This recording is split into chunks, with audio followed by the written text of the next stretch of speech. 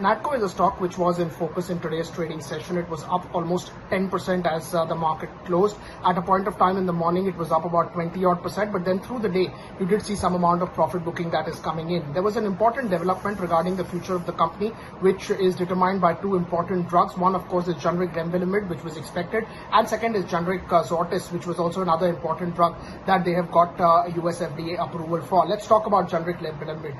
This is the final approval which has come in from US FDA, and that's why it's a relief which has come in as far as Natco goes. The approval for Revlimid had been delayed for some time now. Annual sales of Revlimid in 2020 was close to about $8 billion. Now, Natco will be the first generic company to enter this particular drug with in March 22, and the street is now estimating that they could have a single-digit market share as well.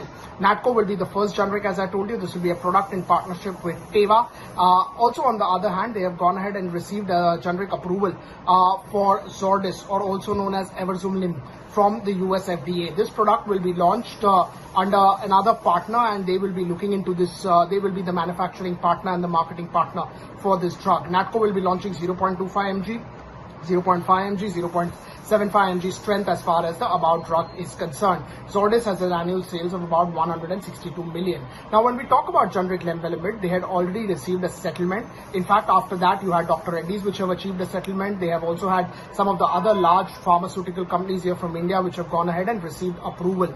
So it's not that it came in as a surprise, but the approval of US FDA was awaited. It was one of the final things that was expected as far as this particular generic drug is concerned, and that's why it's an important development when we talk about Natco. Now, remember, for Natco, something like a Dr. Reddy's, this drug would contribute, about 10, 15, 20% of their EPS estimates. But for a company like Natco, this is a very important drug because the base is lower, and that's why the percentage contribution from this drug is particularly high. It is very clear now that they will be the first launching drug in this partner.